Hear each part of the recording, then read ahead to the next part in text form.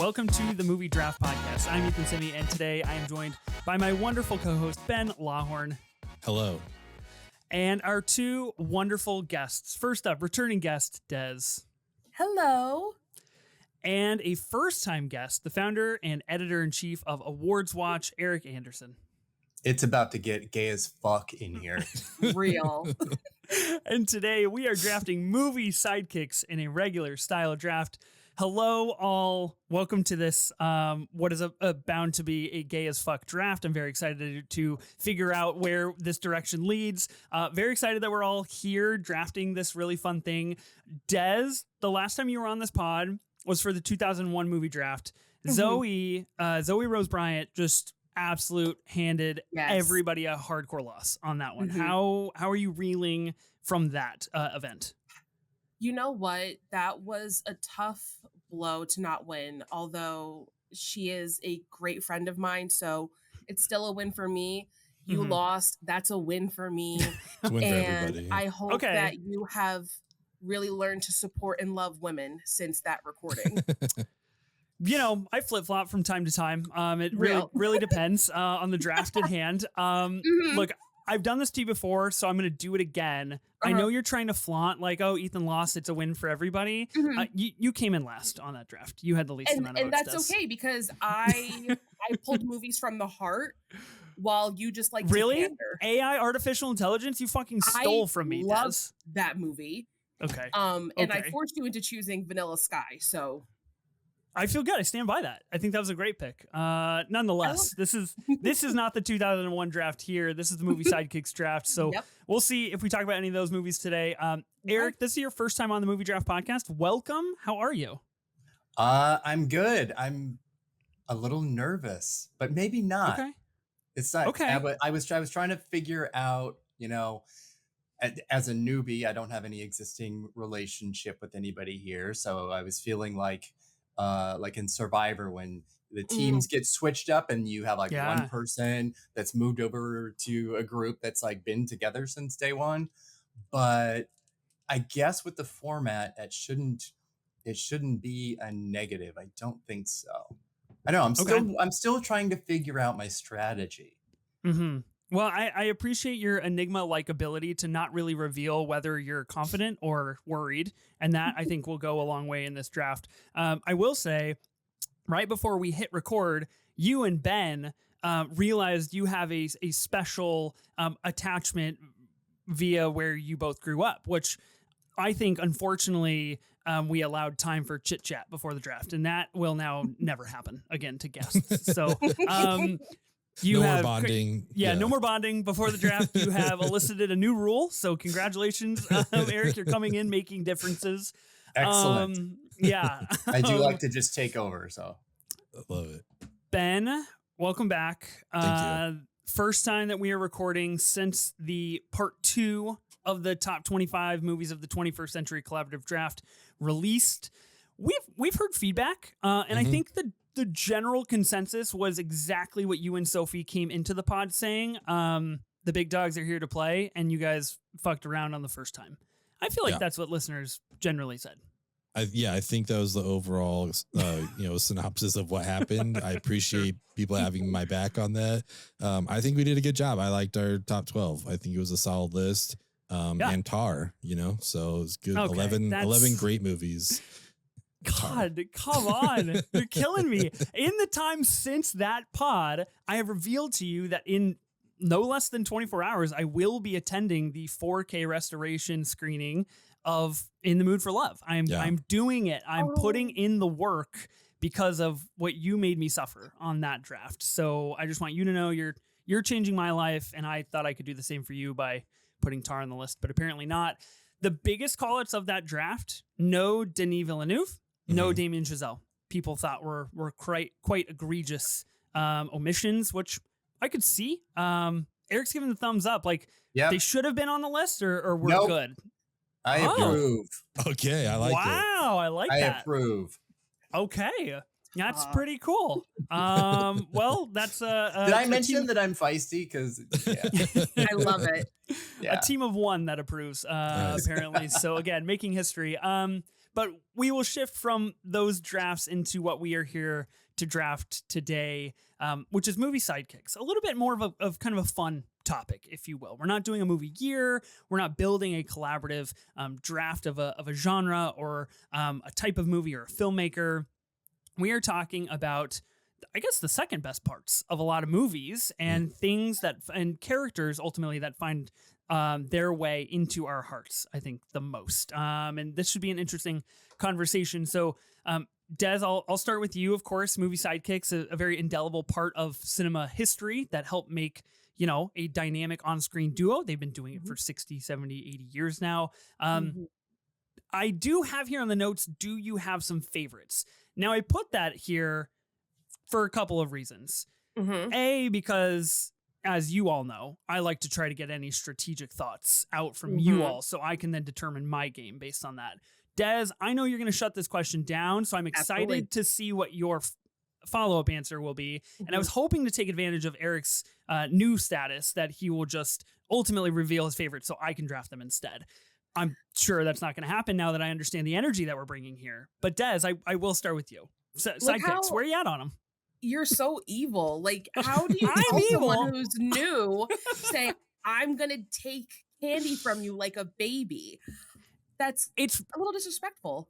It's part, I it's love part of the that disclaimer. Ethan thinks that I am such a rube that he could.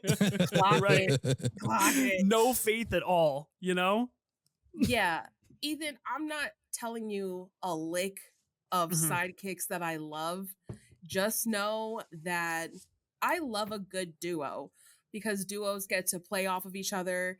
They get to really up the ante, or they can just mellow out the mood. I love, like movies that are like, damn, what else can go wrong?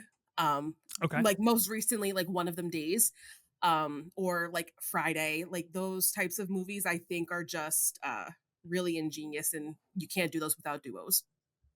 Okay. You have found a really successful way to skirt the question and provide a really insightful answer into Media movies. training. So impressive work, Des. Impressive work. I mean, I'll toss it to Erik next. Erik, would you be so kind as to clue me in onto your favorite sidekicks so I can highlight them on my short list here? So I will not be doing that because I did choose to not drink before the podcast. But I will talk about duos, which are different than the concept of a sidekick that we're going to get into later. Because a duo, I think, implies a little bit more equality in terms of that relationship. And a great duo can be anything: a romantic pair, a platonic one, friends, foes that eventually come together. But I think ultimately, as a viewer, you're watching a film with a core duo, and you probably or want to identify with one of them. And then you sort of transpose and weigh that against who your closest real life friend is. And what's that relationship like versus yours? And, what things can you maybe adopt or reject from that? And I'll actually give you some examples, which will give you nothing. Real. Shoot. So like Lisa Kudrow and Mira Sorvino in Romeo and Michelle's High School Reunion, an all-time favorite duo. Madonna and Rosie O'Donnell in A League of Their Own, absolutely A+. Ruth Gordon and Bud Cort and Harold and Maude. That's where I live. That's where I live in the great duo conversation. Okay. Yeah. Movie duos could be an interesting draft in the future as well. Now that we've kind of delineated perhaps what the difference is, and I do look think at me making more history. I know you're on your third time already in 12 minutes. I do think it'll be an interesting conversation as we start to draft who is a true sidekick. What does constitute a sidekick? And I of course foresee a lot of arguments and bending of rules, particularly happening with certain people, and we'll see if that happens. I'm of course inciting myself here because I have a lot of things on my list that I want to count as sidekicks that I'm not 100% sure do. Ben, movie sidekicks, movie duos. I mean, floor is open if you just want to talk about movies, I guess, because nobody's going to tell anything. Yeah, I'm definitely in that same boat. I'm not telling anything. Yep. But yeah, I think this was a fun list to put together, the sidekicks, and to really kind of think about what constitutes a sidekick versus like a I guess like a co-star, co-leading role. I'm very curious to see how we're gonna like break this down. Also, through no fault of anyone else but my own, I just discovered right before we recorded that there are categories that we're filling out here. So I'm also looking at my list and trying to figure out where some of these people go. So yeah, so that's where I'm at. Okay, nice. Pulling a Danny Jerebeck there for listeners of the pod might Brother know. Danny. Yeah, brother, our brother in unprepared arms. Yeah, so that's my sidekick, Danny. Yeah, your sidekick, considering you guys have met each other one time, which I think is great, and you'll never be on a pod together again. So speaking of categories, there are 6 categories to this draft. I will just say what the categories are. They are like the general 6 that we stick to in a regular draft. One of them has altered ever so slightly. So we've got drama, comedy, action, horror. Des, that's one category, not 2 different categories. Stop. Oscar nom, but we are keeping it locked into a best supporting role in terms of what the interests of this draft are. So it does have to be from a best supporting Oscar nomination or win. Box office, $100 million or more domestically, and then wild card, of course. So those are going to be the 6 key categories. It sounds like, Ben, you made a short list for this, and it sounds like Des, Eric, you probably all made short lists as well. Was there any other prep work that went into this? Did you guys find it difficult to maybe delineate between like a duo and a sidekick at all? A little bit, yeah. Like, especially when it comes to looking at the supporting actress or actor categories and seeing how some of them have been categorized, especially as of late, that I would have maybe considered someone not essentially a sidekick. So that kind of started to make me rethink some of my selections that I was, prioritizing. But I am more than willing and happy to throw my choices out there and see where the wind takes me. And if it takes me to Ethan saying, I don't think so, I am ready to fight. So okay, good. And I love an argument. I like that energy because I'm also ready to fight for my short list here. Real. Eric, same vein. You've got a short list ready, fired up. Yeah, I have several. And when I'm looking at this list and putting this together, I have things that I think will be maybe populist choices that strategically I may want to steal. Because I've listened to a couple of podcasts now, and I think I might have found one of your many weaknesses, Ethan. So I might exploit it. I don't know. One of my many weaknesses. I'm not not even sure. Implying that I have a single weakness. Oh, definitely not. So it's I'm looking at my list, going, should I take this? Oh, okay. Would Ethan want this, or do I want to do this choice from, let's just say, a movie from like 60 years ago that I know nobody's going to pick? Yeah. Because then what is my strategy? Am I going for am I trying to win this? Or do I just want to do what I want to do? Of course, the evergreen debate here on the Movie Draft Podcast. Do you follow the heart? Do you follow the head? What do you try to accomplish in terms of what your graphic is going to look like? And if you're going to go for the votes, I see you've taken up arms with all of your brothers and sisters in the just pick what Ethan wants camp, which frankly, I'm a little offended. And I can't believe there's a hive out there of you that think that that's a great way to live. I wish you nothing but the worst. Ben, it's a big hive. It's a big hive. That's for sure. Ben, are you going for the win? You going for the heart here? Because it could really go either way. Yeah, I think I'm going to see where I land on the wheel, and that's going to kind of determine how I play this game. I might go for the win, or I might just pick 6 weirdos, who knows? Yeah. I think bringing up a weirdo is a really important part. I would like to have a true blue weirdo on my team as well, because I think, no good sidekick conversation is really fully rounded out until you have a real freak on your team. So I like that energy, and I hope to follow in your footsteps. Now that I know that Erik especially is on to me, I have to be a little bit more conscious of what my drafting strategy looks like here. I feel like I have some deep pulls that I feel confident about, but I am, of course, over the course of the last 19 minutes, have been gradually scared off of maybe you all are more prepared than I anticipated. And maybe I'm actually less prepared. Maybe I don't have a good argument for why some of these are sidekicks. Maybe I just think they're cool characters. So I don't feel great about my strength going into this draft, but we should spin. We should spin for the draft, and we should figure out where the movie sidekicks draft is going to go. So, as is per usual with regular drafts, wow, we've got the spinner, we've got proper names. Everything is looking good. No funny business. And whatever you land on is what you get. So here we go. We shall see. Is anybody hoping to get the first pick? Me.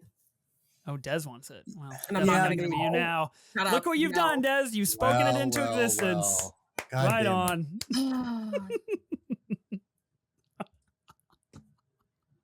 That's so funny to me. That's so funny. Oh my God. I'll take it. Okay, Erik, you're happy with number 2. I'll take it. Okay. Depends on where you go first. Sure. Yeah. All the pressure lies on me, of course. Okay. All right. Des, I got to be honest with you.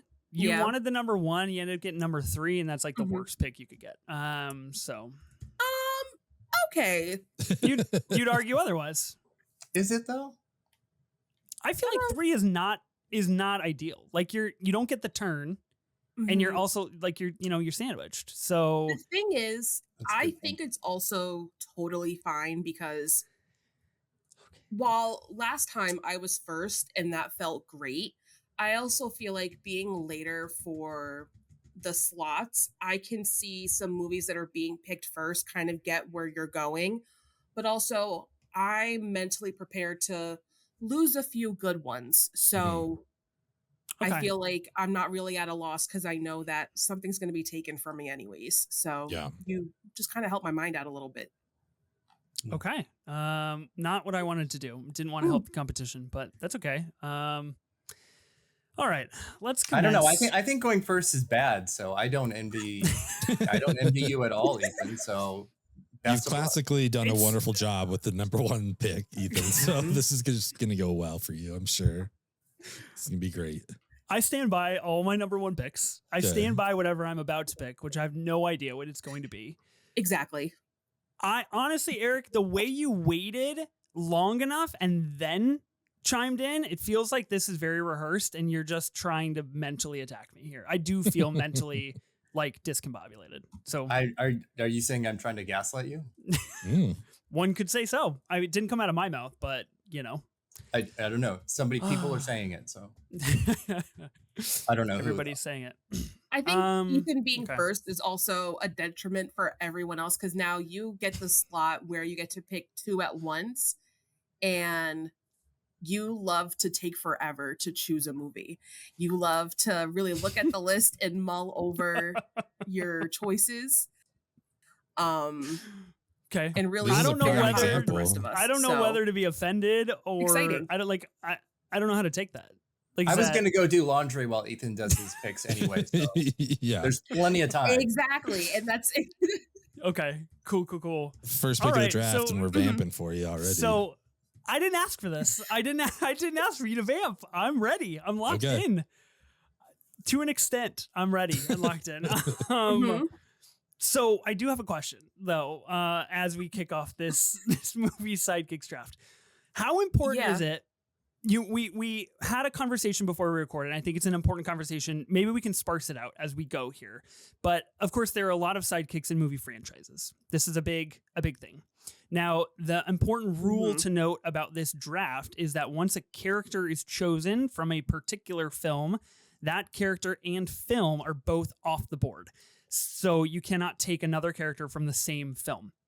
Now, of course, within a franchise, there are multiple films, MCU, Harry Potter, Shrek, what have you, with many sidekick options, one could argue. Is it important if you're drafting a character from a franchise to get the movie correct, or does it not really matter? Do you know what I mean? Like are people or yourself more interested in like what they do in a particular film within a franchise, or is it just really the character that matters ultimately? I feel like people are just gonna think- read the name and go with that character, but Okay. I would like to think that the movie holds some value to it as well, like the specific movie you picked them for. Okay. I think I'll think less of you if you don't pick the right one to attach it to. Yeah, obviously. Obviously. Okay. So with that in mind, with the first pick of the draft, I am going to be drafting Chewbacca as my sidekick. And of course the sidekick to many Star Wars characters. I'm going to be drafting this in... We'll go with box office. I'll take Chewbacca. Actually, yeah, I'll take Chewbacca with... Let's go with Star Wars. Which Star Wars movie should I pick, guys? Which one? Which one do you think is the best? I'm not helping you out. Put him in one of the prequels. Take one of those. Like episode 2? Yeah. Solo, a Star Wars movie. Actually, not bad, though. Chewbacca's presence in that film, very integral Mhm. to Han's journey. I'll take it in... I meant movie I'll quality just- overall. I'll just take it in Force Awakens. The highest grossing domestic movie of all time. Almost $1 billion domestically. So I feel like that at least counts for something within this box office category. I think Chewbacca is one of, if not the single, like, most famed movie sidekick of all time. He's been around for 50 years almost. He's our big hairy boy, and I am proud to have him on my team. Very happy for you. So excited that you got to have this on your roster. Least shocking development to happen. What so the far. fuck, guys? You guys, And Force Awakens, that's all right. That's the one. sure. All right. What? Okay, wait. So least shocking development. You all knew I was going to draft Chewbacca. Yeah. Mm-hmm. Really? Yes. I barely knew that I was going to draft Chewbacca. How'd you guys know this? I have things on my list that are my picks, and the things that I think that you will pick that I can steal from you. Oh, nice. You got an even list. I like that. Okay, I've been singled out. Yeah, Wow. you So- put the capital N in nerd, so I knew Star Wars would be coming up first. Had to be. I would have been stunned otherwise. Yeah. That's wow. I think I learned something about myself today. 2 things. I'm really predictable, and people actually pay attention to the choices I make on this podcast. You're being perceived. I am being perceived, and I am not a fan of that. Real Joe Cross situation here for me from the Eddington verse. Okay, Eric, you are up. You have your first ever pick in your first ever Yeah. draft. Oh my God. Okay. See, now here I am trying to figure out, do I want to just do something that I want to do that makes sense for me? Or, yeah, I don't know. This is also tough too, because I have probably in most of these categories at least 10 choices Oh, nice. that Wow, I'm in looking each at. category. Oh, That's so- absolutely. And Oh, and yeah. it's Wow. not that I think that, most of them are going to get picked. It's because I can be really indecisive sometimes, and waste a lot of time and drag it on a little bit because, I look at my lists and I go, I really like everyone on this list. Mm-hmm. Is this going to represent me as a person or me as a player on this podcast, or what is it? What is it representing? So, and then it's going to make me so sad for the things that I don't pick. Yeah. All right. So, because I said at the top that it's going to be gay as fuck, Real. I have to stay true to that, to myself, which honestly that's like more than 50% of my picks anyway. And I'm going to do a comedy pick. Okay. And it's going to be Rupert Everett as George in My Best Friend's Wedding. Oh, As nice. Julia Roberts' That Yeah. is a good gay one. best friend. That's a Okay. solid Because pick. I like that. I don't think anyone was going to pick that, but he's No, but I love that. one of my all-time favorite GBFs. That's that. Great performance. It really is. That's a fantastic pick. I like that a lot, actually. Nice Ooh. pick. Okay. How mad would you be if I told you I've never seen this movie?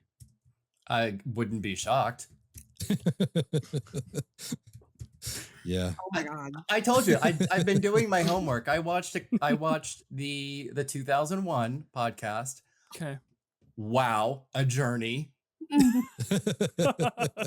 That was like Simply put. that was like Mrs. Frizzle on like a bus to anus hell. It was crazy. Y'all were nuts. That was crazy. Yeah, thank you. And then, oh my God, the date thing was absolutely out of control. It was so Yeah. funny. Oh, Oh yeah. my God. Too crazy. And then the I mentioned before we started the draft of the 21st century ones with Sophia. So yeah, it's it gave me an idea of what people have seen and what they haven't seen. Okay. And I know I'm generally always the elder statesman on almost any podcast that I'm on, my own or that I guest on. Mhm. So when I hear somebody hasn't seen something, at first I'm like, "What? Are you crazy?" And then I'm like, "Wait a minute, Eric, calm down. Yeah. You're a corpse." So and I'm not that surprised. You know, I mean, we went in two different directions with our picks. I think that's fair to say. That's okay. I appreciate your pick, and you know, this movie's been on my watch list for a long time, and I'm happy for you. But it does bring us to Des to make a pick. It does, doesn't it? Mm-hmm. I want to revisit that question that I had for you earlier. Okay, yeah. Let's revisit this question. Yeah. So a question that I think you asked before we started recording I we did. can now So- bring into the recording. So to now recap that question, Mhm.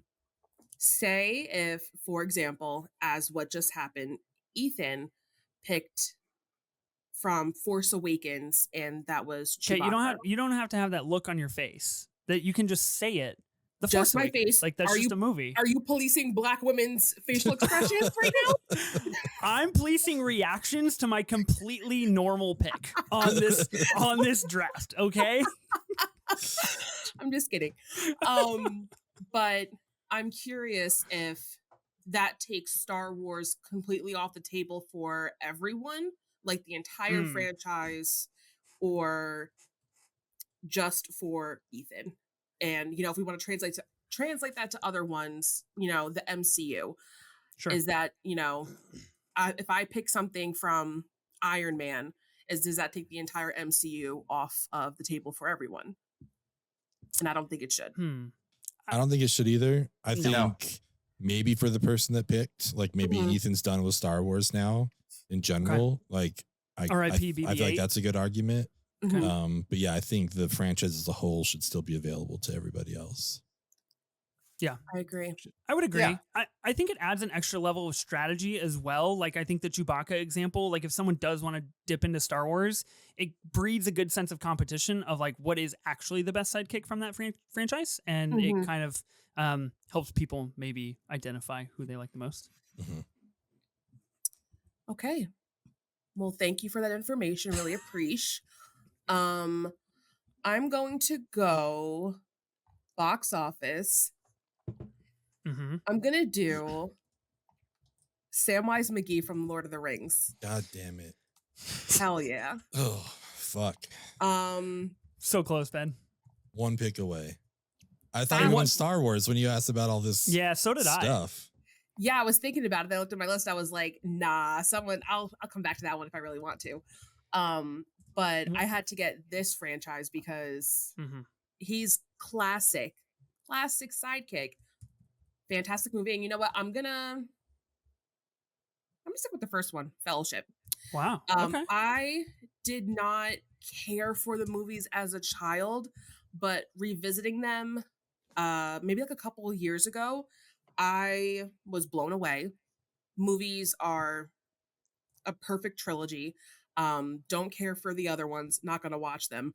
But the story arc that all of the characters have in that and in the way that Sam gets to contribute, he's the perfect sidekick.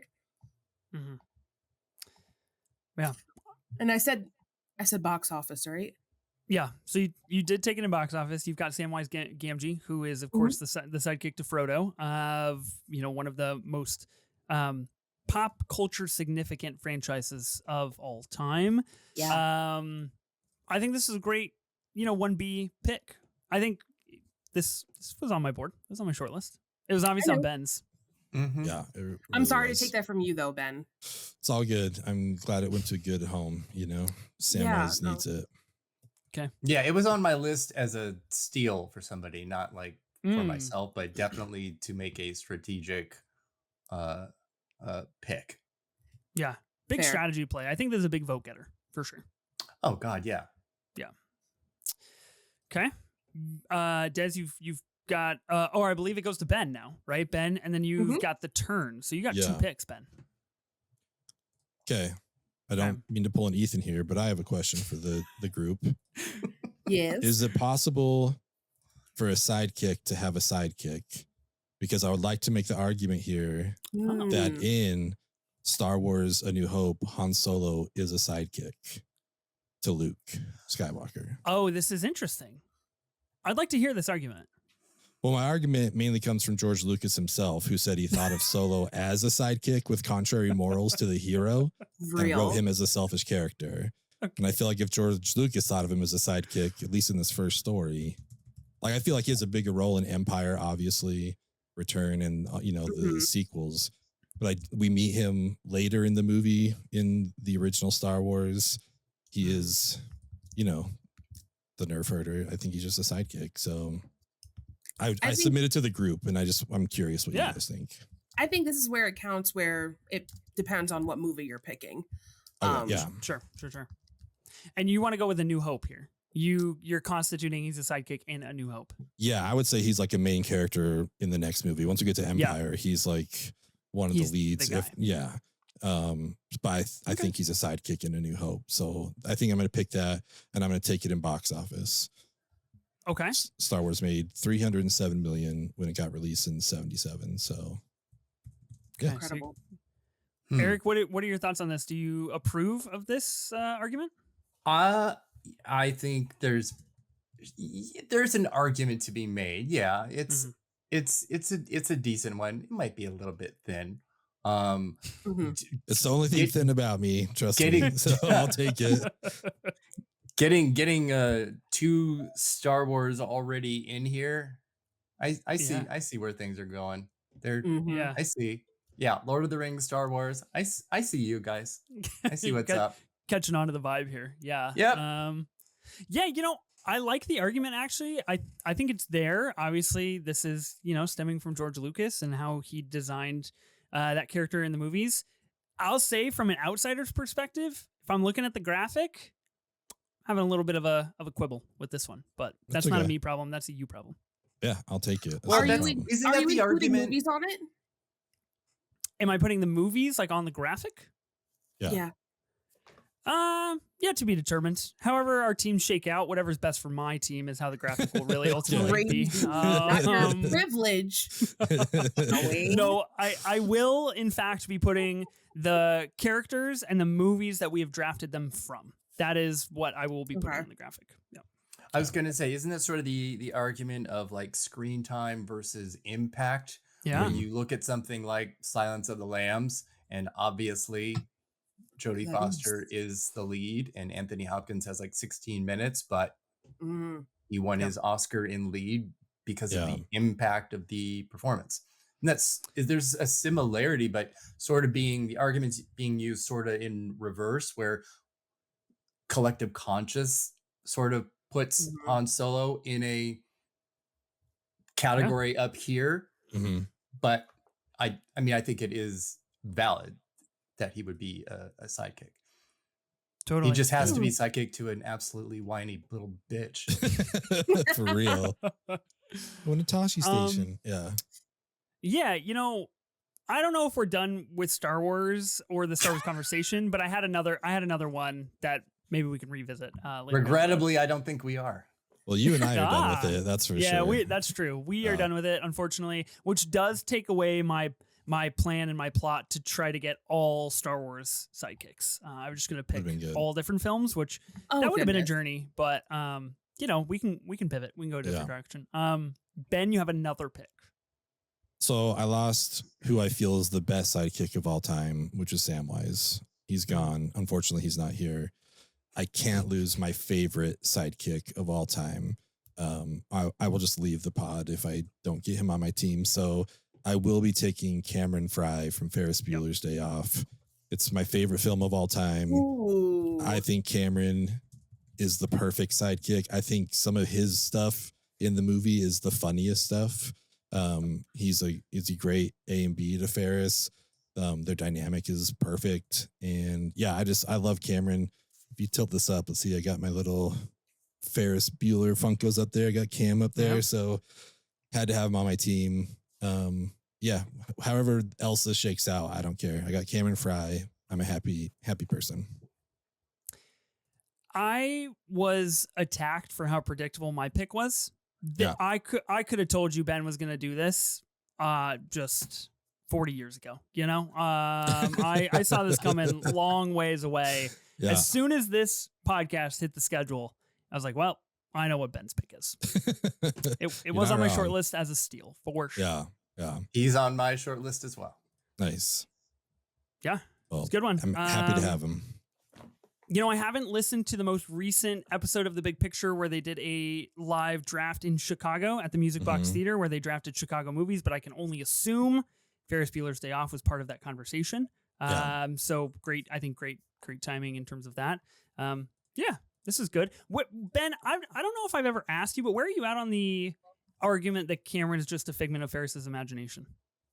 Oh, I think the argument's reversed, where Ferris is a figment of Cameron's imagination. Like he's who he wishes he could be, like the cool guy just doing whatever. But it's an interesting argument. It's an interesting idea for sure. But yeah, it's just, I don't think that's what's happening here. Sure. Yeah, but isn't that the argument? Isn't that so much of the dynamics for many on-screen duos where it is, one person that really kind of wants to be like the other and vice versa? That is a core tenet of the dynamic of a duo. Yeah, agreed. Nice. You did just help spark my interest in a character I left off a short list. So thank you, Eric. Hopefully, oh boy, I picked. Was it the dynamic duo? Did that do it? Oh, okay, good. It was really the collision of the idea of a character who wants to be the other character, but it's really me who wants to be that other character. And so we've kind of crossed worlds. So. Nice. I'm making sure that I have that on my list. I'll put it again. I don't know if I said, but comedy. That's perfect. Yeah. Yeah. Okay. I figured comedy. So you get Cameron Fry, who's the sidekick to Ferris Bueller in the comedy category. Des, we are back to you. We're back to me. And I think I'm going to go comedy. And I will be choosing Donkey from Shrek. Okay. Hell yeah. I think first of all, Eddie Murphy, comedic genius. He is just hilarious, and he's also one of those great comedic actors that can be a little bit more serious, especially with Dolomite. But Donkey is such a well-needed comedic relief, and I think his performance of I'm a Believer at the end of Shrek actually changed my life. I think about it all the time, and I refer to it as a gospel spiritual because of the way that it makes me feel. So I would be remiss if I did not include Donkey. And are you picking Donkey from the original Shrek, or is this from a different installment? The first one. Okay. Just wanted to clarify after you got done speaking about a very pivotal scene in the first movie. And then you're taking this in comedy? Yes. Okay. Sounds great. I'm not disappointed at all. This was my next pick. What? Okay.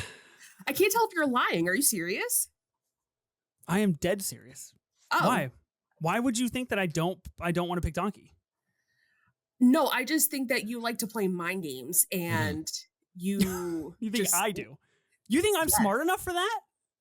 No way. That's not what I said. What I said was you're sitting here trying to Sure. play mind games with me. This was my next pick. Okay. Mm-hmm. This was on my Ethan list, so Nice. That's so funny. Wow. Oh my god. I'm See? glad that you stole it. This so. is a win for me. This is This great. is crazy because this Eric, we have not really communicated much before we started scheduling this pod, and we've No. only had a group chat for like maybe a week with a handful of Yeah. messages exchanged. I've known you for 45 minutes. Yes. I'm Yeah. getting a little freaked out. I got to be honest with you. It's impressive Wait, work. what's his social security number? Yeah, what else have you dug up on me? Holy cow! Yeah. This is yeah. Okay. I don't think you anticipated my level of evil and pettiness, but I don't think so. love it. Yeah, coming at here us. it is. Well, hopefully you can keep that energy going because it is your pick now. Oh God. Okay. So much to do. So much to do. Mhm. I think I'm gonna save my drama pick for later because I know no one's gonna come near it. I feel safe there. Oh, famous last words. Who No. knows? I feel very safe with my drama picks. Okay. Mm, Trust. real. Trust. That's so fair. Interesting. So then I have to think, am I going to do something defensive or am I going to keep it gay as fuck? Or Mm-hmm. is it both? Oh, Oh, the double dip. I like that. Yeah. both is great. I mean, So if it can be done, I say do it. I think that's where I might go here. Because the rule is laid out that we can still use franchise films. We just have to not. Yeah. Mhm. So I am going to go with box office. Okay. No. Yes. Yes, box office. Okay. Okay. We've And landed. I'm choosing C-3PO Hmm. from A New Hope as the gayest, faggotiest, absolutely Mhm. Yeah. my favorite character from any episode because obviously. Mhm. So yeah, Shit. This is a good pick. it felt like a strategic pick too, Mhm. Hmm. So but yeah. Well, I do have a question for this. Ben, did you not pick Han Solo from A New Hope specifically? I did. Oh, okay. So A New So- Hope is off the board, but you can Okay, pick a so that's different right, Star it's Wars the film. movie. All right. Well, then I'll just pick Empire and be done. Okay. Solid. Love it. Yeah. That's Um, so funny that you just did this because when Ben was picking Han Solo and I was like, okay, yeah. And then he said A New Yeah. Hope. I'm like, I Yeah. want 3PO from A New Hope, but I can't lead anyone on. And then Yeah. damn, that's a really good pick. That is I a really good wanted pick. that. Yeah. I So- figured I thought it might be a popular pick. Yeah. But because I have 1, 2, 3, 4, 5, 6 other things from box Damn. office, including Donkey and Samwise. Mhm. So yeah, this was both a strategic pick, one that I like, and one that fits into the box that I have put myself into. I don't know if that is going to be a disadvantage to me later for anyone that might want to start plucking, gay characters out from their list. Yeah. But I don't know. You might have revealed too much. I might have, or it's on purpose the whole time. I guess yet to be determined. So I will note that I'm going to wrap up round 2 here in just a second. And out of the 7 picks that we've had so far, 3 of them are Star Wars characters of note. Important thing here. I didn't want to do that. Dez is the only one without a Star Wars character so far. Yeah. Which, kind of gives you a little bit of upper hand here because it's off limits for the rest of us. And I guess you can kind of, if you want to go that route, it's on your time. Okay, so C-3PO from Star Wars Empire Strikes Back, you're taking that in box office. That brings me to me and my picks. So I'm going to look up real fast. I'm going to do a little bit of category Here you go. strategy here because I want to make sure. What do you mean, here we go? I'm just trying to play the game. Here you go. Yeah. Anytime someone starts talking about anything, even I'm going to do my little tech wizard things and open up Letterboxd and see if anyone's seen it, what anyone thinks of it, just to make sure that if anyone else hates the movie, he knows that he's in clear waters to, hold off on something. Sure. Letterboxd is probably one of the most beneficial things, not only to society, but to this podcast and myself specifically, because I use it like it's the Holy Bible, my Holy Bible. I think IMDb would have been better during the 2001 pod than Letterboxd. Yeah, that could have served us better for sure. Yeah, had some struggles on that one. Okay, in comedy, one of my beefier categories actually, but I'm gonna have to make a decision regardless. So in comedy, I'm gonna be going with my heart on this one that I feel is essential to not only the history of cinema, but this genre in particular and what it constitutes for the next 70 years. I'm going to be going with Cosmo Brown from Singing in the Rain.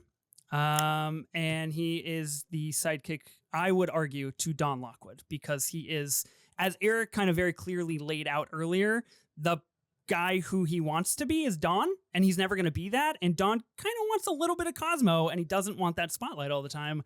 So I would argue that he constitutes the sidekick. I am fully gagged. He is on my list as somebody that I didn't think you were going to come anywhere near. Yes, I've done it. I've stumped Eric. We did it. We broke down. All right, I gotta do some rethinking. Yeah, I love that pick so much. Yeah, Cosmo's fantastic. Yeah. Oh. Yeah, I mean, I've seen Singing in the Rain more times than I can count, and my daughters have seen it the same amount. Maybe we'll just watch it tonight again. Who's to say, really? So I'm going to take that. The cameras I put up in your house were not working that day because that got by me. Yeah, I've selectively chosen to cover the cameras when we watch Singing in the Rain, and I let you in on the rest of it. Such a great. Okay, choice. So I'm going with Cosmo Brown in comedy for Singing in the Rain, and then I feel like drama's pretty slim. How's your guys' drama shortlist? I don't know. Okay, I'm just, I'm hosting Des, I'm Giving hosting away a nothing. podcast. I'm hosting a podcast, and what do we do but talk? That's just trying to stir conversation.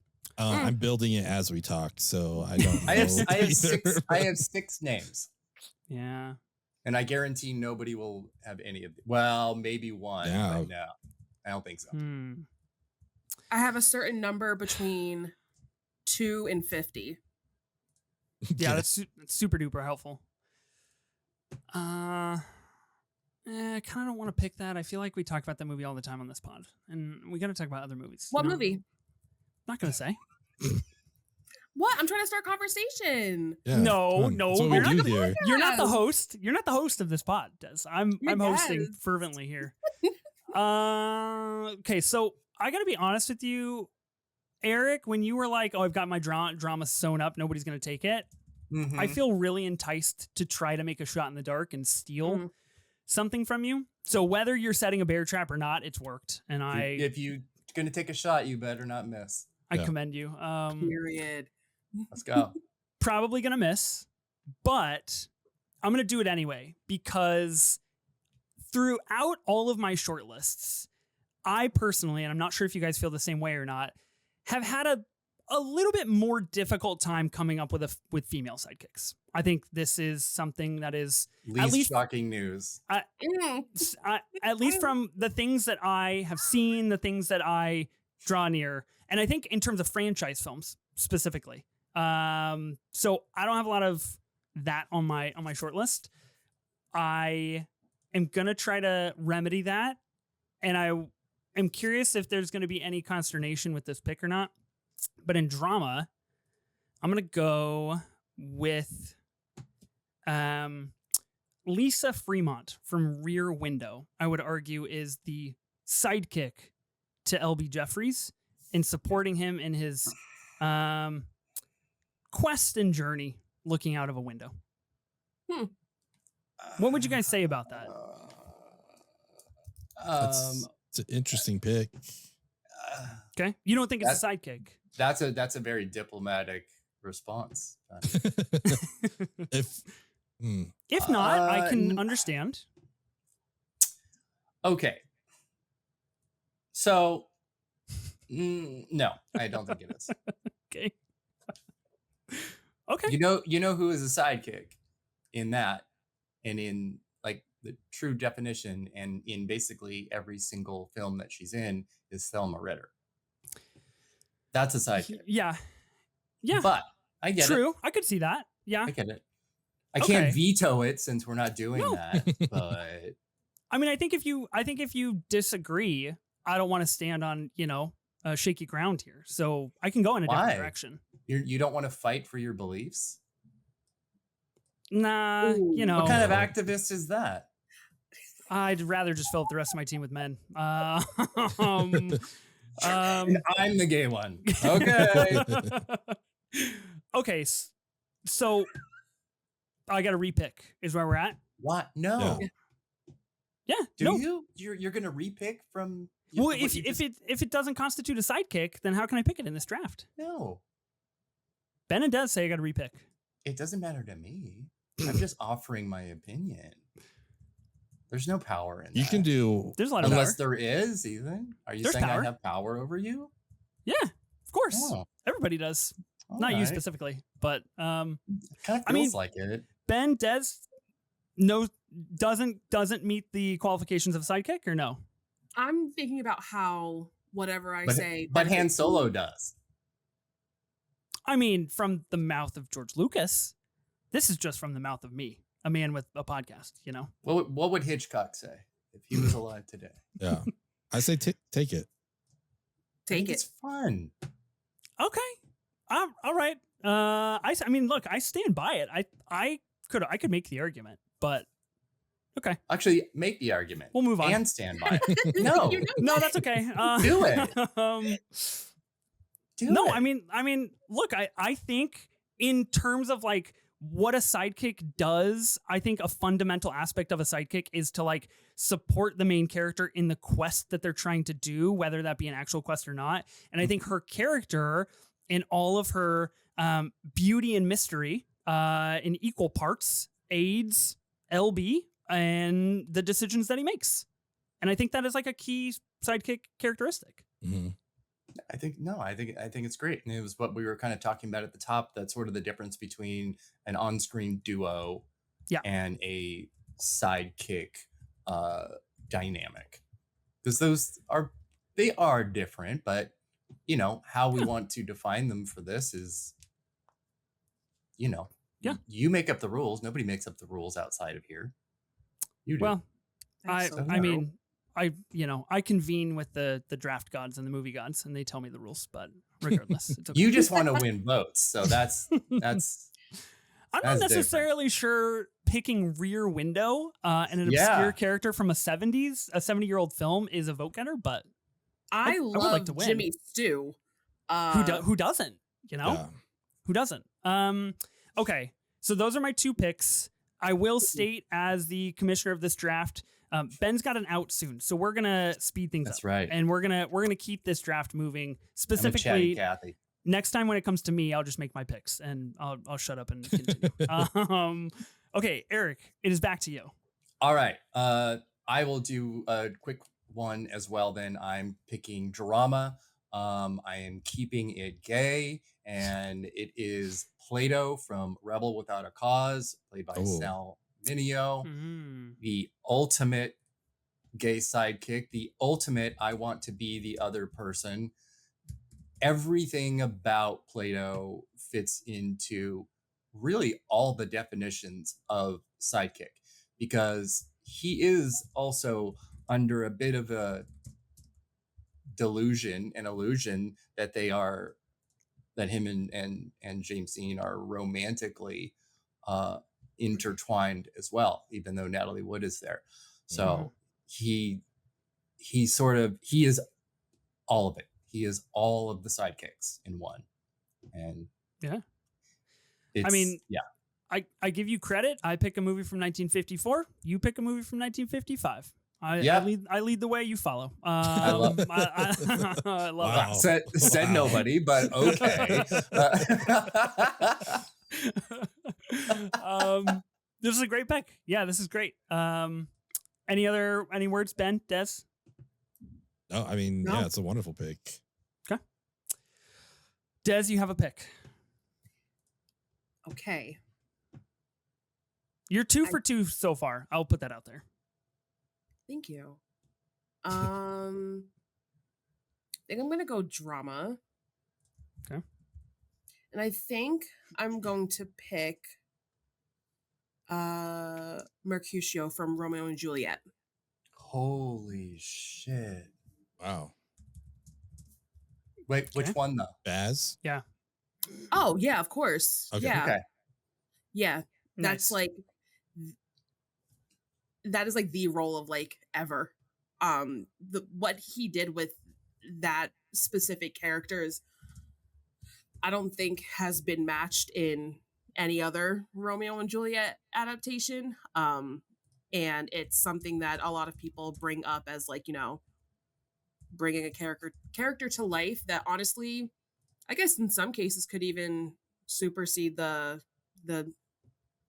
titular roles with how great of an actor he is. But wow.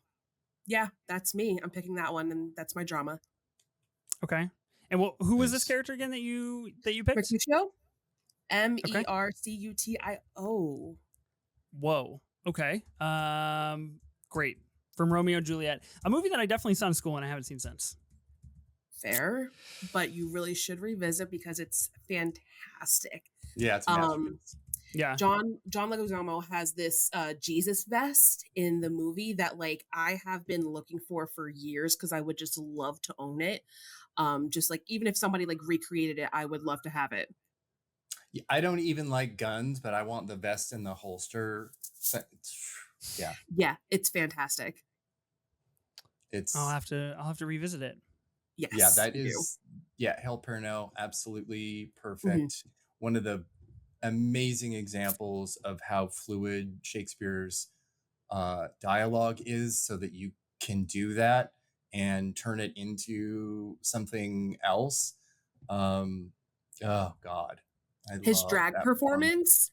Did you see when his daughter went as him in Romeo and Juliet for Halloween? Yes. Yes. Amazing. Okay, Ben, you have 2 picks now.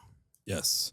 I think one version of a sidekick I enjoy quite a bit is a mentor, kind of a teacher. And I think I'm going to do a couple of those back to back. The first one is in a movie I rewatched recently, and I forgot how good, I forgot how much I love this movie, but I forgot how good this actor's performance is. I'm going to be taking Penny Lane from Almost Famous. I think Kate Hudson is just spot on in here. Interesting. Kind of guiding our young Will as he travels with. I mean, this movie it's like a road trip movie. It's a coming of age movie. It's like a period piece. It's like this movie has it all. A great soundtrack.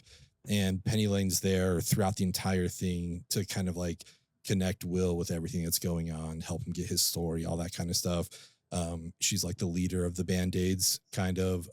And I just think Kate Hudson does a great job here. I think this is the movie where, like my partner put it, she said like, this is the movie where we saw she was more than a Nepo baby. It's like, oh, Kate Hudson can like hold her own. She's not here just because of her family. Like she's legit. So yeah, I want Penny Lane.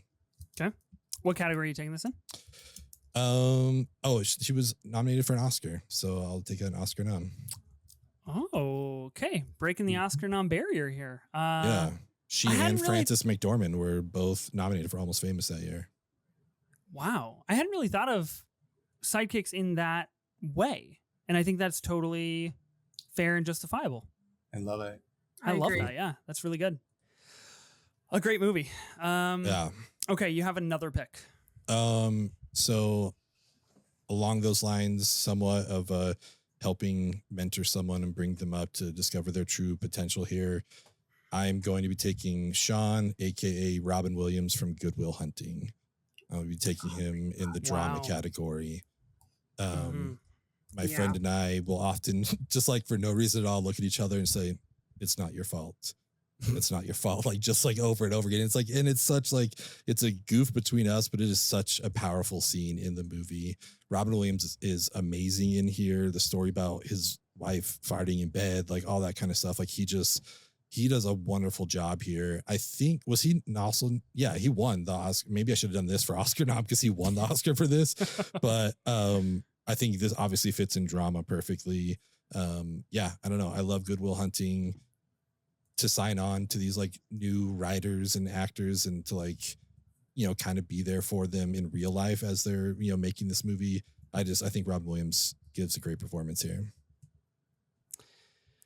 Can't argue with that. There's nothing more to say about Good Will Hunting. I feel like that's two really good back-to-back picks with a lot of emphasis on capital A acting. So I think that's pretty impressive stuff. Dang. Okay. Des, we're back to you. We're back to me. I'm gonna go Oscar nom.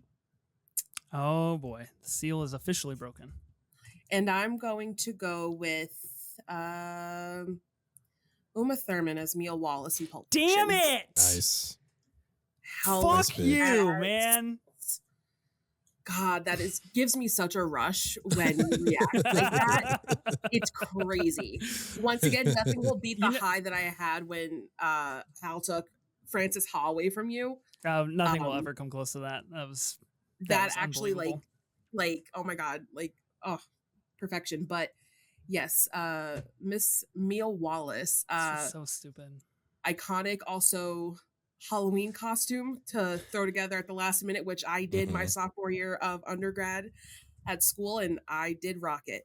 And also created a song by Fall Out Boy.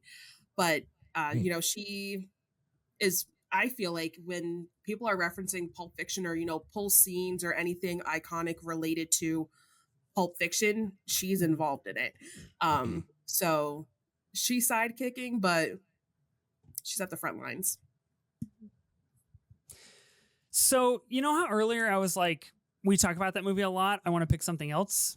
Yeah. That was this. It was literally this movie and this character. Yeah. I wish I hadn't been a little pansy. I wish I had just picked it, you know?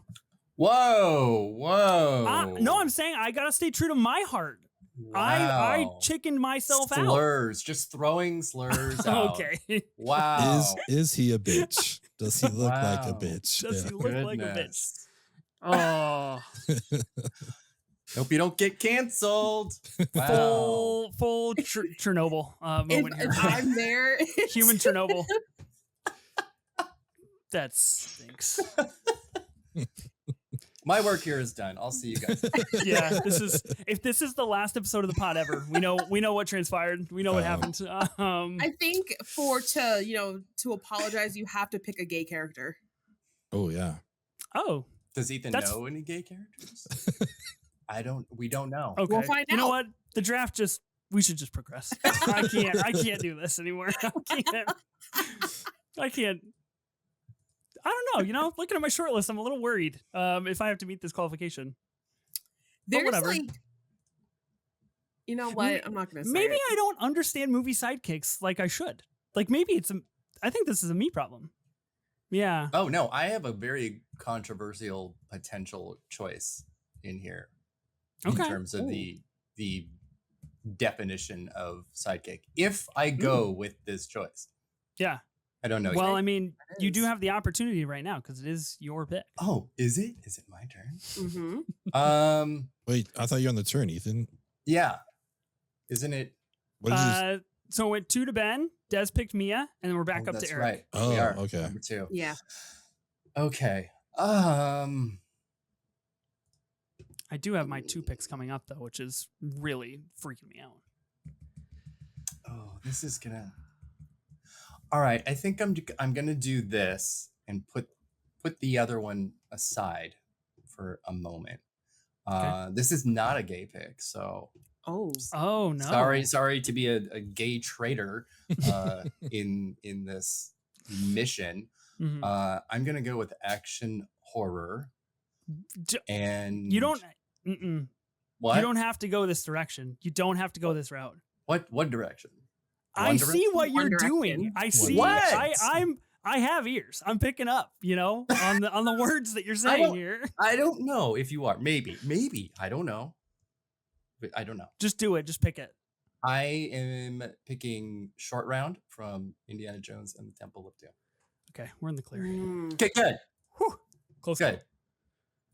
I I mean, I do wish that was your pick, but Cool. Of course. Yeah. Sorry. But yeah. Sorry to let you Great. down. Oh, you're I taking love- this in action horror, right? I'm taking it in action horror. Yeah. Okay. I think arguably one of the most famous sidekicks of all time. Yes, and that's Mm. kind of why I have him. I love him; he's great, but it was also a strategic potential choice I like that that. clearly failed miserably. So that's I've all right. never I can seen live those with that. movies. What? I can't believe Ben found another one like him. Me and you both, Des. What? And you know what? I don't have any plans to watch them either. I'm That's gonna be sickening. honest. I don't think either of you should ever be invited onto this show again. Des, you want to hear Oh. something? Do you want, I guess more specifically, Eric, do you want to hear something insane? 2 very particular moments in Ben and I's friendship where I tried to elevate his film and culture knowledge. For Christmas one year, I gifted him the complete Blu-ray set of all the Indiana Jones films. He never watched them. And then we proceeded to, of course, listeners of the pod would know this, engage in an activity of the Harrison Ford collaborative draft. And he was like, I'm good. Not going to watch Indiana Jones for that draft. I you had to watch kidding me? Presumed Innocent again. Come on. Oh my Yeah. God. I can't. I know. Oh, wow. I knew you had Wow. something special about you, Des, and there we found it. That is a lot of information. It is a lot to consume. take in. Yeah. Wow. Oh man. Okay. Well, Flop choice by me then, since Yeah. nobody's even seen the fucking movie. But I love Short Round. So. okay. I've got 2 picks. So I've got to fill out my action horror. I've got Oscar nom, and then I have a wild card. So in action horror, I find myself at a little bit of another movie choice crossroads here in terms of a franchise, and I feel like you could make an argument really for any of these, but I'm gonna go with this one for a couple of reasons. 1, I know this is Ben's favorite, and 2, I think there's a sequence in this movie in particular where you could argue is the greatest sidekick moment for this character in the entire franchise. So in action horror, I'm going to be going with Benji from Mission Impossible Ghost Protocol. Oh, Cool. he's a good sidekick. You notice how I didn't even blink? That's so crazy. I think I've lost my passion to podcast. I think I'm done. You guys, know? you guys love your franchises though. I think I'm definitely getting that. You know what's I funny? had a good run. I had Luther on my long list. I did not even have Benji on my long list for sidekicks because I feel like Luther's been there since day one. You know, like he's the Mission Impossible sidekick to take. See, my brain's like, Luther Vandross, what's he doing in Mission Impossible? I know nothing about these movies. Wow. Outing yourself for 2 major franchises in a row is diabolical work. I'm not watching these boy movies. Where the girls at? Why don't you... it's a good question for Mission Impossible: The Final Reckoning, to be frank. Yes. But, you know... Yeah, women only exist to die in those nonetheless, movies, so. Ask Rebecca Ferguson in the other installments. Okay, so that, again, fell on deaf ears, so that's pretty cool. Wait, was that like the big one that you were worried about? Yeah, well, you just said something. You said something on my mission to choose in action horror, and I was like, "Oh, you fucker! You're gonna choose Mission Impossible." Interesting. Oh, and my you God. I am rent free in your head, just like I wanted to be. You This really is great. You really are. Yeah, cool. So I don't know. I'm just feeling a little off my game tonight. It's getting really hot in my recording area, and I just don't know what's happening in my world anymore. I'm having a breakdown like live on this show. I've never done this before. Okay, so and then in Oscar nom, I'm gonna be I can't hold on. I need to figure this out. Crying. Voice went up several notches. Just, give me a second to straighten out I have the biggest smile on my face right now. This is my ideas. wow. This one's a little bit more of a stretch, but I'm going to stick with it. And I feel like I could make a good argument. And so in Oscar nominee, I'm going to be drafting the character of Donnie Azoff, who is played by Jonah Hill in The Wolf of Wall Street. And I'm going to be taking him as a sidekick to Leonardo DiCaprio's Jordan Belfort. I think possesses a lot of the great sidekick traits of kind of what we were talking about at the beginning of this episode of the true freak energy that he's bringing to my team of just having a deep passion for doing expired lewds. And I really respond to that. And I think that's pretty cool. Same. Isn't he married to his cousin? Well, not that part. Yeah, not me. well, no. we don't. We're more interested in the pool party, and the things that we're doing there, and less about the diner conversation, really. Period. Okay. Okay, so those are my 2 picks. Those are what I've chosen. So it goes back to you, Eric. Okay. I'm holding off on my Oscar nom again. And we haven't done a wild card, right? No. Nobody's drafted wild card yet. I kind of want to. Do it. It's only been good things when people draft the wild card out of the 6th spot. Oh, because that's all I have. Oscar nom and wild card. That's all I have. Yeah. Okay. I think I will do my wild card. Ooh. And I am choosing, and I think this is valid as a sidekick if you go along with it. Okay.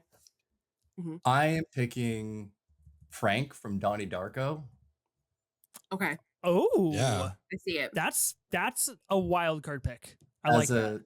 Yeah, there's a little bit of freak in there, obviously, because there's the entire element of real and not real as well.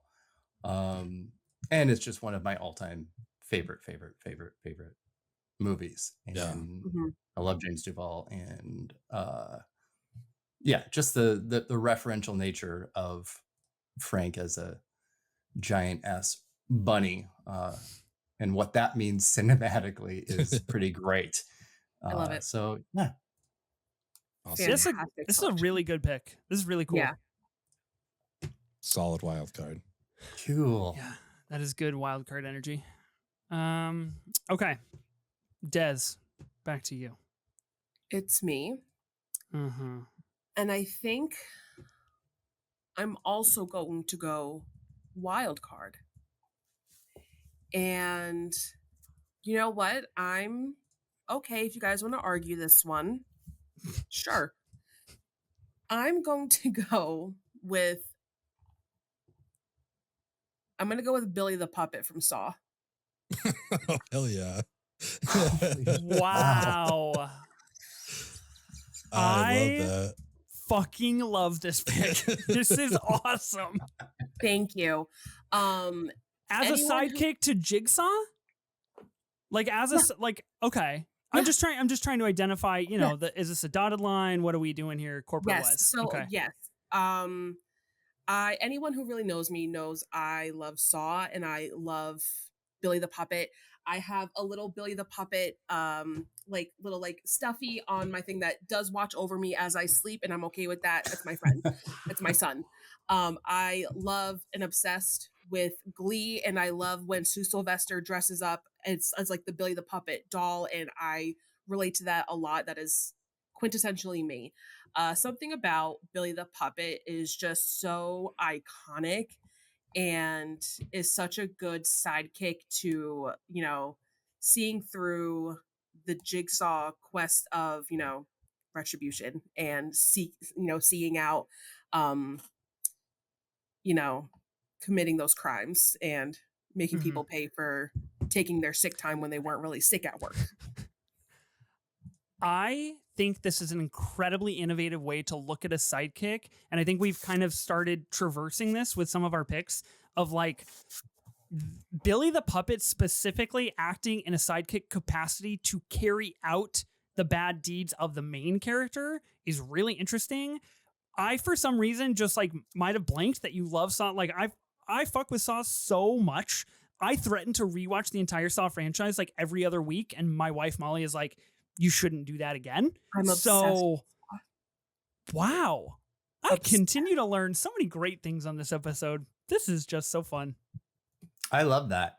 And I love that it's in wild card and not horror. Thank you. Yeah. I like that too. That's super cool. Okay. And you're taking it in the original Saw, or did you want to maybe choose like Saw 3D? You want to get really spicy? I'm choosing Saw 3D. What do you take me for? No, I'm going to choose the original Saw. Just got to verify, you know, just got to make sure what we're working with here. Okay. Ben, you've got 2 picks. You're going to be the first person to finish off your team. Yes. So I have what? Action, horror, and wild card. Is that right? Okay. Mm-hmm. For action horror, I think I am going to go with, and there's a few here that I kind of pick from, but I'm going to take Trinity from The Matrix. Okay. Just so badass. Like her opening scene in the film, like the first kind of bullet time that we see when she's like evading the cops. Amazing. Yeah, I don't know. Then later with like the shootout, the guns, stuff like that. I just think Trinity is a great character. A little bit of a love interest, obviously, but I still think, I don't know. Carrie-Anne Moss is great. I love Trinity. I love The Matrix. I want to have it on my team. This was on my short list for sure. Nice. It's a great pick. And this is where it gets, man, I have like 30 wild cards that I want to put on my team. But I think I'm going to go with the one that I've quoted the most in my life. And that would be Walter Sobchak from The Big Lebowski. John Goodman's character. I could keep us here for another hour just quoting Walter, but between him and Donnie and their relationship with the dude, great trio of friends there, and Walter is a fantastic sidekick to the dude, so I'll take him on my team as a wild card. Man, that also was on my short list. Impressive work. I wonder if this is not the only time we're going to be talking about a movie with Julianne Moore. We'll just put that out there. Yeah, I thought about that for the old Oscar nom. Yeah. Interesting. It's out there, you know. Yeah. Could be could be done, could be doable. Okay, so you finished your team, Ben. Congratulations. Yeah, thank you. we've all got one more pick. So Des, you have one more pick. Guys, this is really hard for me. Yeah. You know, I honestly don't have any sympathy. You're on thin ice, buddy. That's You gotta be valid. nice to me. That's valid. We just bonded over Saw, and now I'm on thin ice. You came at me crazy just now. You just told me you have no sympathy for the fact that I'm having a tough choice between all of these fantastic movies that I have on my list. Yeah. Okay. Well, there's only a horror action left. And I think I'm going to do the action side of everything. Yeah. Okay. And oh my goodness. I have stress. There's so many ones I want to throw on here. I mean, you are the only person without a Star Wars character. You're not going to fight for that? You're not interested? I don't want that little chode robot. I wanted 3PO. Whoa. Okay. Wow. What did any of those droids ever do to you? Nothing. You know that I'm new to the Star Wars world. I don't really know these people like that. It's okay. I did think that R2D2 no, who was it? I thought the Dalek from Doctor Who was R2D2 when I saw it in a museum. I was like, oh my God, R2D2. My friend was like, oh my God, no, like that's the Dalek. I was like, no, it's not. I actually think I'm going to do horror instead. And it's going to be Rod Williams from Get Out. Oh, wow. TSA. Wow, yeah. Oh, TSA. TSA. Yes. Okay. They know everything. I like that. Yeah. All right. Cool. That's amazing. Another creative pick. He is essential to the resolution of the story. Mhm. You know, he's the one, you know, doing the back end work to try to find where his friend is at, you know, comes to save him at the end of the day. Thankfully, you know, there was that alternate ending, but, you know, we got the one that was deserved. Mm-hmm. And I think he's the perfect, you know, bestie, sidekick, you know, comedic relief, but also the one who is integral to the story. Nice. Yeah. It is big sidekick energy. I think at least like at a quick glance, this is one of the few, if not the only sidekicks we've mentioned that like minimal physical interaction with the main character, right? Mm-hmm. He's kind of segmented away over the phone and then comes during the resolution, which I think is a cool thing here. Nice. Okay. Thank you. You got some good picks on your team. We'll just leave it at that. Erik, you've got to draft an Oscar nom here.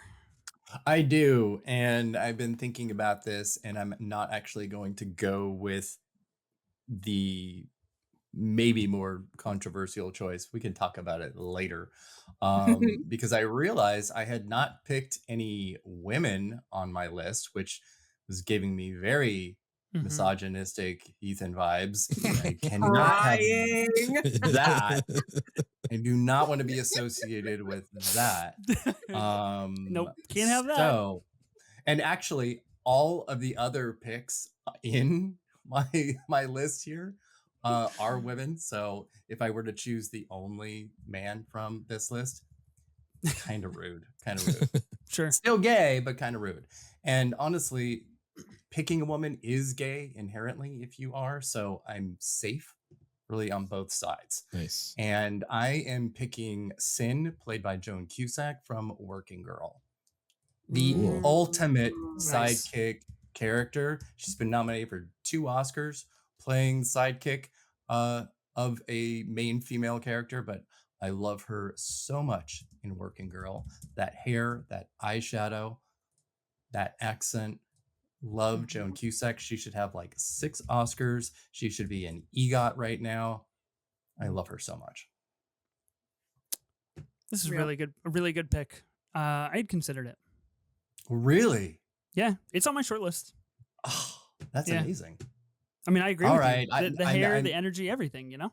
I may have to turn a corner on you, Ethan. This is great. I Just love trying to it. get you back on my side, you know? Yeah. Okay, that's a really good pick. And of course, anytime you can have Working Girl on your team, I think is a big win as well. There you go. Okay, so I've got the last pick of the draft. I've got to choose wild card. I had a couple like true wild card things that I was thinking about throwing out. But I did mention possibly a Julianne Moore film that would fall within the Oscar nomination category. But again, you know, I talk about that movie a lot. It's one of my faves. Yeah. But it's a woman, so that's a plus to have on the team. There's another Pulp Fiction character up for bid. Just pander. Is Just there? do it. Go ahead. Ethan. Go ahead. I thought the movie was off the Oh board. yeah, movie is off the board. You're right. Yeah. Yeah. Wow. Gosh, look at me. Don't even know the own rules. Okay. Yeah. You know what? I like the argument behind this. Ooh, you know what? Actually, I'm gonna mix it up, and I'm gonna stay in the same vein. I'm gonna stay in the same area. In wild card, I'm gonna be choosing. Let me get the names correct here. Hold on. Get everything in order, lined out. I'm going to be choosing Peggy Dodd from The Master, the sidekick, I would argue, to Lancaster Dodd, who is the head of a cult, essentially. Sidekick, maybe by default, but a sidekick nonetheless. Don't think it applies. So let it be known that Erik has shown great trouble over the two women that I've picked on my team. Does that say more about me or you? Okay, if it's no good, I can go with with there's I think there's maybe a bit of a connection you can make with Des's choice of Jimmy carrying out the evil duties the way that Amy Adams kind of has to do for Philip Seymour Hoffman. She is the facilitator, the the procurer of people, and also one of top tier sad hand jobs in cinema history. Yeah, an all timer, honestly, all-timer in screen. Absolutely. Yeah. I'm gonna go with that. I think that's what I'm going for. So I'm gonna be choosing Peggy Dodd, played by Amy Adams in The Master. Perhaps also should have an Oscar.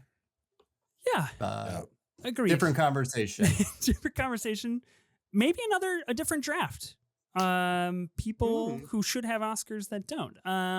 Not the last time we're going to be talking about PTA here in the coming months, of course. One battle after another coming out in September, and we might be visiting a draft that circles that idea. But alas, we have finished the movie Sidekicks draft here on the Movie Draft Podcast.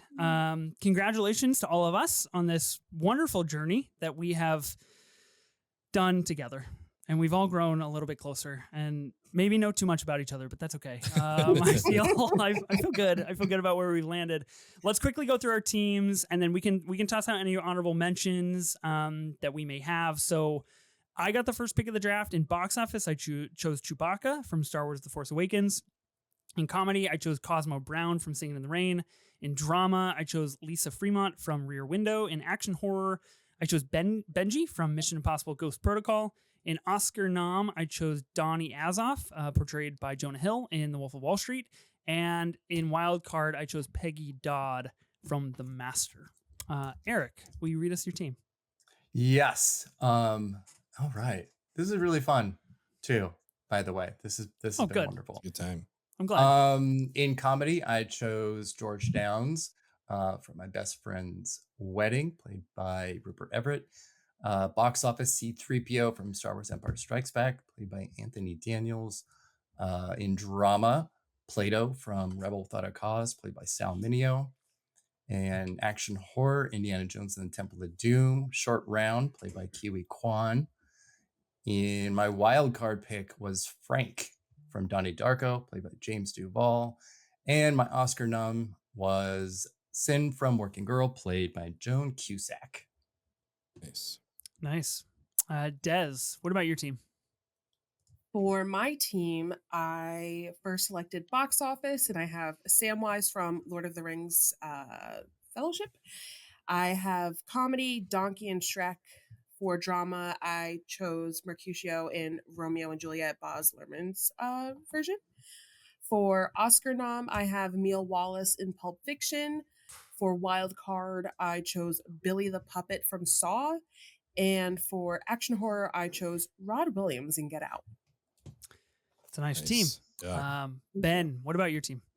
Box office, I took Han Solo in Star Wars The New Hope. Comedy, I took my boy Cameron Fry from Ferris Bueller's Day Off. Oscar nom, Penny Lane from Almost Famous. Drama, Sean McGuire from Good Will Hunting. Action horror, I took Trinity from The Matrix. And wildcard, I took Walter Sobchak from The Big Lebowski. Some pretty good teams. I think all a little different energy, a little different vibe. I am curious to see how the votes shake out on this one. What people will really like the most as their sidekicks.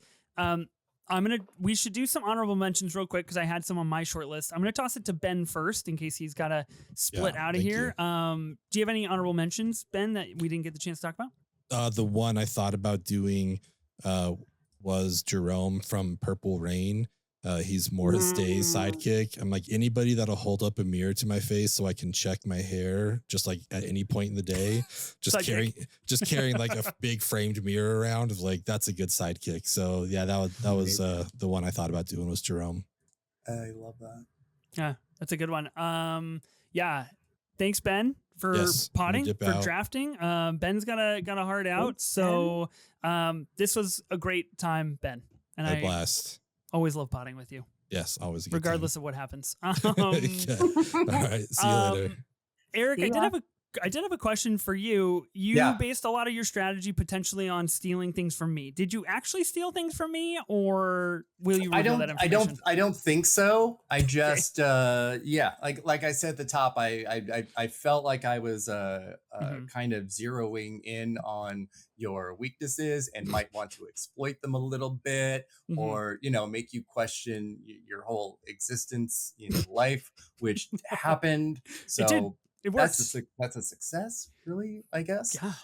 No, so I felt like franchise stuff, especially Star Wars, was going to be very, very, very on the table. Totally. I did also want to still sort of work within the guidelines that I had set for myself about the theme that I wanted for mine. Sure. Yeah. Well, I mean, successful on all fronts, I would say, for you. I think anytime that I can have a breakdown on a pod with Des is a big win for everybody. So that was cool. Do you have any honorable mentions that you want to toss out? I hope it gets me votes instead of like takes them away, but we'll see how that works out. Oh, it'll get you votes. I can reassure you. I'll tell you the choice that I didn't make, which I think I would have had to probably fight for to keep. Which is right back here, Jack Twist from Brokeback Mountain. But is he really a sidekick to Ennis Del Mar? Not really. I don't think it would be a fair choice to pick him. Sure. But that I was toying with that. Several Thelma Ritter performances. Flounder from Little Mermaid, which still would have been gay. Yeah, was there any? I don't think anybody drafted animation. No animated sidekicks, which is really interesting. I think Flounder was the only one I had. Drafted Donkey. Oh yeah. Yeah, forgot about that. There you go. I'm sure you would like to forget about that. Yeah, see, that's what I'm saying. I will say that action horror was where I had the fewest names because I don't know. It isn't that they're genres that I don't like. It just was I don't know. I found it a little bit more difficult. So I had like Max in Mad Max Fury Road. and Annie in Speed. Mm. Annie and Speed was on my short list. Yeah. And that's totally. she's a neat thing where she is a sidekick that becomes the duo, and there's a neat thing there. Yeah. Yeah. Okay, cool. I think there's a lot of things that we didn't end up drafting, of course. Des, do you have anything that you wanted to mention that we didn't draft? You know I do. Okay. Damien in Mean Girls. Yes. On my list. Wazowski in Monsters Inc. McLovin in Superbad. Pedro and Napoleon Dynamite. Mini-Me in Austin Powers. Shuri in Black Panther. Wallace from Scott Pilgrim versus the World. Baymax in Big Hero 6, Jacob Black in Twilight New Moon, Lavender and Matilda. I would have made a case for Marmalade in Paddington. Wouldn't know. Won't watch those movies. I'm sorry, what? Yeah, we'll revisit that in a second. Wow. Queen Latifah in Chicago. Kitty Oppenheimer and Philip Seymour Hoffman in Twister. Oh, PSH and Twister is a huge shout. Damn. Philip Seymour Hoffman in Boogie Nights too. Yeah, that's clear cut sidekick energy. Saddest sidekick. The saddest sidekick in cinema history, probably. Oh my god. Dang, Kitty and Oppenheimer is good. I didn't really want to pull that card because I think, of course, it does come with the Christopher Nolan writing women quandary that you could, a lot of people tend to stand on. Yeah, I think Kitty as a sidekick to Oppenheimer is an interesting conversation. I only said Kitty just in the way of Oscar nom for supporting actress. Totally. I had a lot of things. Of course, we kind of tackled this on the 2001 draft slightly, but neither Ron nor Hermione drafted from Harry Potter, which I think is of note. Those are big sidekick characters that have been in cinema for a long time. I had Dory from Finding Nemo. Speaking of animated characters, I had a lot of things in Oscar nom that I think would have been cool. I think like Jonah Hill's character in Moneyball is another like kind of sidekick. That direction is where I was headed. Tommy DeVito in Goodfellas, of course, played by Joe Pesci. I had Max from Collateral as a sidekick that I had kicked around as maybe making an argument for, kind of roped into the sidekick responsibilities of Tom Cruise in the film Collateral. Action horror, nobody talks about Top Gun. Goose, sidekick to Maverick. I had Lucius Fox for the sidekick to Bruce Wayne in The Dark Knight. And Robin in Batman and Robin in Joel Schumacher's film. Boy movies.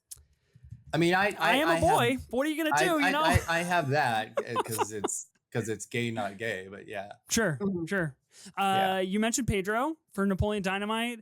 Yep. I did have Gromit on my list for Wallace and Gromit: A Close Shave. I think would have been a really cool play.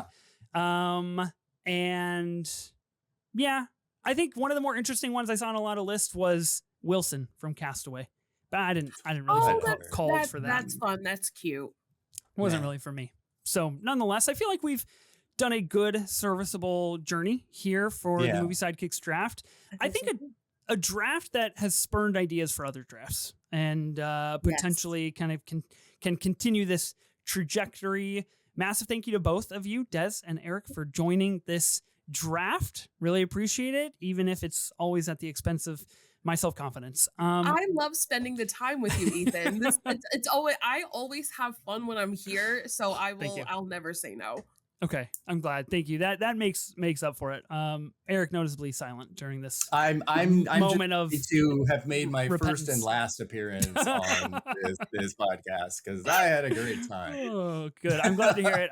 I'm sure that both of you will be back in the not so distant future. Des, if people want to find more of you, where can they find you at? The people can find me on Letterboxd, Instagram, and Twitter at Movies with Des, and that's Des with an S, or they can listen to me on my podcast called What's On Tonight, a film podcast dedicated to recommendations based on movies, genres, and vibes. Yeah, highly recommend following. Erik, what about you? If people want to find more of you, where can they find you at? Definitely at awardswatch.com. If you like really terrible humor, you could follow me on Twitter at awards_watch. I am an absolute train wreck. Everywhere else, just at AwardsWatch. Yeah. I mean, I recommend following because I will say I was on your site the other day, like a true psychopath, looking at potential best supporting actor and actress nominees for next year's Oscars already. Oh, okay. All right. Oh, I thought you were like looking to try and like find my exploit. I would never. And... No, I was in good faith using your website for the goods that it supplies, out to the world. I love that. I appreciate that. Just trying to figure out where my boy Sandman stands on Jay Kelly come Oscar season in 9 months. Next week on the Movie Draft Podcast, we're doing sophomore feature films with a great little slate of guests. Danny Jerabak, Bobby Miller joining the squad for that one. And Bobby won't be happy that I referred to it as a squad, but she's not here, so she can't tell me otherwise. We've already recorded that episode. You're gonna want to tune in. We'll just put that out there. You're gonna want to check out the sophomore collaborative I'm so draft. excited to listen, brother Danny and my good sis Bobby. I'm jealous that I wasn't there for that. Yeah, it's a good time. Tune in for that. Of course, thank you to Ben for being on this episode of The Draft. Thank you to Sophie for showing up when she wants and when it's important. And that's what matters the most. Be sure to listen and subscribe to the Movie Draft Podcast on Spotify, Apple Podcasts, or wherever you get your podcasts. We are also now on YouTube with video, so please go subscribe to us over there and check us out on that platform. New episodes of the Movie Draft Podcast will be released weekly on Tuesdays. We'll see you then.